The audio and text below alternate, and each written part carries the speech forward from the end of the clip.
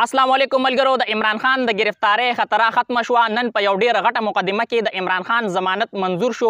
نن په لاهور های کورټ کې د عمران خان پیشي وه او نورو په کمو مقدمو کې د عمران خان ضمانت منظور شو. عمران خان بیګا په خپل خطاب کې یو ډیر واضحه پیغام جاری کړی دی چې زه هیڅ چرته هم نظم، زه یې دلته یم او تاسو چې څه کولی شئ هغه وکړئ. مولانا فضل الرحمن 4 کیلومتره یو سړک دی، د هغې افتتاح کړی ده او په هغې باندې څومره خرچه راغلی ده یقینا چې دا تاسو ته پته ولګي، تاسو به ډیر زیات حیرانه شئ. د پاکستان راتلونکي چیف جسټس پاسوک وي د هغې منظوري وشوه. یو وړخته په پاکستان کې معاشي بدحالي او بل وړخته په سینټ کې د چیرمن سینټ دپاره د عیاشۍ بل منظور شو. د هغې چې کوم تفصیلات دي اب هم په دې ویډیو کې تاسو ته مخې ته ایږدم. خو ملګرو څنګه تاسو ته پته ده مخکې ما په هر یو ویډیو کې یو سوال تاسو ته مخې ته ایښودو، هغه سلسله چې دا نن بیا شروع کوو او نننی سوال دا دی چې تاسو کې کم کسان عمران خان د پاکستان دوباره وزیر اعظم لیدل غواړي؟ د دې خبرې جواب ماله په کمنټ کې ضرور راکړئ. راځو چې عمران خان کم یو ډیر واضحه پیغام جاری کړی دی. بیګا عمران خان په خپل خطاب کې ووی چې زه هیڅ چرته هم نظم، زه دلته یم او تاسو چې څه کولی شئ هغه وکړئ. عمران خان دا ووی که چېرې تاسو سره داسې ګیم پلین وي چې یاره عمران خان چې دی هغه رستو شي نو هغې سره به ملک چې دی هغه به ښه طرف ته لاړ شي، نو زه به په خپله باندې ځان ماینس کم. او که نه تاسو سره دا ګیم پلین وي چې یاره صرف عمران خان دی اخوا شي او دې کې ستاسو څه ذاتي مفاد دي، نو بیا زه چې دی نو هغه رستو کېدو ته تیار نه یم او زه په خپله باندې ځان نه ماینس کوم، زه به بالکل نه رستو کېږم، زه دلته یم او تاسو چې څه کولی شئ نو هغه وکړئ. د عمران خان د گرفتارۍ چې کومه خطره وه نو هغه ختمه شوه. خو نن تاسو ته دا وایم چې کومه په یو غټه مقدمه کې د عمران خان چې کوم ضمانت دی هغه منظور شو. د 9 مای چې کوم واقعیات دي نو په هغې کې په 2 مقدمو کې د عمران خان ضمانت 7 جولای پورې منظور شو او په کوټه کې چې کوم قتل شوی د یو وکیل د هغې مقدمه چې په عمران خان باندې شوې وه نو په هغې مقدمه کې هم د عمران خان ضمانت منظور شو. او د عمران خان د گرفتارۍ خطره چې ده نو هغه اوس ختمه شوه. هغه ځکه چې څومره هم په عمران خان باندې مقدمې دي نو هغې کې یو مقدمه هم داسې پاتې نه ده چې په هغې کې د عمران خان ضمانت نه وي شوی. یعنی حکومت اوس عمران خان په یو مقدمه کې هم نشي ګرفتارولی او چې کومه ممکنه ګرفتاري ونه هغه هم ختمه شوه. او پرون چې کوم وارنټ جاری شوی د عمران خان د گرفتارۍ نو په هغې مقدمه کې هم د عمران خان چې کوم ضمانت دی نو هغه نن لاهور های کورټ کې منظور شو. او پرون چې دی نو اسد عمر شاه محمود قریشي چې کوم ضمانتونه دي هغه هم عدالت منسوخ کړو. حماد اظهر، میاں اسلم اقبال بیگ، عمران خان او د هغه سره چې کوم نور 10 د پاکستان تحریک انصاف لیډران دي د هغوی چې کوم وارنټ دی نو هغه هم جاری شو.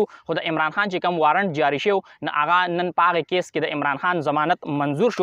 د پاکستان راتلونکي چیف جسټس پسوک وي د دې منظوري چې د صدر مملکت ورکړه. جسټس قاضي فایز عیسی به د پاکستان راتلونکي چیف جسټس وي.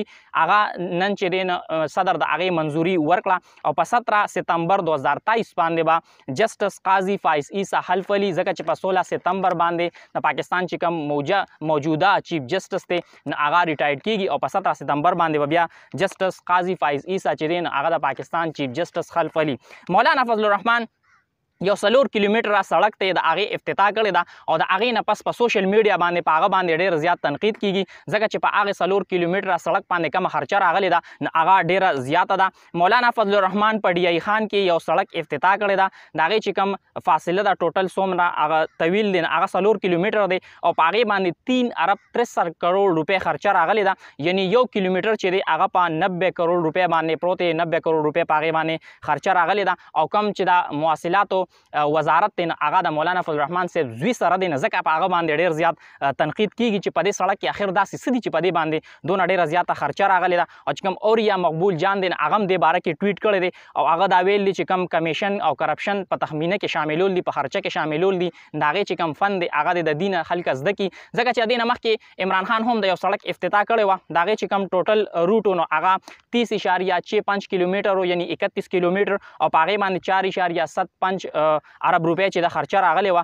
یعنی 1 کیلومتر چې دی هغه په 15 کروڑ روپۍ باندې پروت و او مولانا فضل الرحمن چې کوم سړک افتتاح کړی ده نو هغې کې 1 کیلومتر چې دی هغه په 90 کروڑ روپۍ باندې پروت دی. نو هغې نه پس په سوشل میډیا باندې په مولانا فضل الرحمن صاحب باندې ډېر زیات تنقید کیږي نو مولانا فضل الرحمن صاحب لا یا چې کوم مواصلاتو وزارت هغې له دې خبرې وضاحت کول پکار دی چې یاره دې کې اخر داسې څه دي داسې نور څه فیسیلیټیز چې دي نو هغه په دې سړک باندې عوامو ته مهیا شوي دي چې په د دې چې کومه خرچه ده نو هغه دونه زیاته شوې ده او که نه د دې وضاحت ضرور پکار دی ځکه چې په سوشل میډیا باندې په مولانا فضل الرحمن صاحب باندې ډېر زیات تنقید چې دی نو هغه روان دی.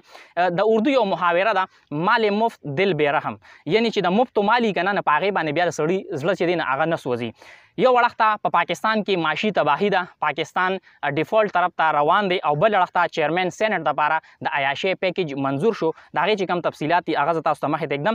موجوده او سابقه چیرمن سینټ دپاره به تا حیات مراعات ورکړی کېږي او د دې بل چې دی په سینټ کې منظور شو، او په سینټ کې یو هم دا سینیټر نه و چې د دې مخالفت یې کړو. په هغې کې 12 ملازمین دي چې ګارډز دي پکې، وي آی پي سیکورټي به هغه ته میلاویږي، سرکاري هلیکاپټر او جهاز هغه استعمالولی شي، د هغې اجازت به یې ورته 8 لاک ثوابدي دي فنډ به ورته میلاویږي. ټولې فیملی دپاره به چې کوم د میډیکل سهولت دی هغه به ورته میلاویږي.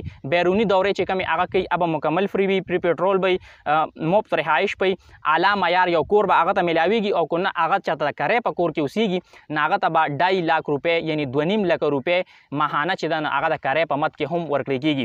یو اړخ ته تاسو وګورئ بلومبرګ چې دی هغه دا ویل دي چې یاره کو چېرې 30 جونه پورې IMF پاکستان له قرضه ورنکړه نو پاکستان چې دی نو هغه به دیوالیه شي، یعنی دا یو ډیره زیاته د خطرې خبره ده. او چې کوم د IMF هغه ایجنډا د 30 جونه پورې نه هغې کې پاکستان شامل هم نه دی، د پاکستان چې کوم دا پیکیج دی پروګرام دی دا پکې شامل هم نه دی، یعنی یو اړخ ته پاکستان دیوالیه کېدو ته نږدې دی، او بل اړخ ته زموږ چې کوم حکمرانان دي نو د هغې عیاشو ته وګورئ. دا ویډیو مخکې ملګرو سره ضرور شیر کړئ او تاسو خپله قیمتي رای هم ما سره په کمنټ کې ضرور شریکه کړئ. د الله په امان.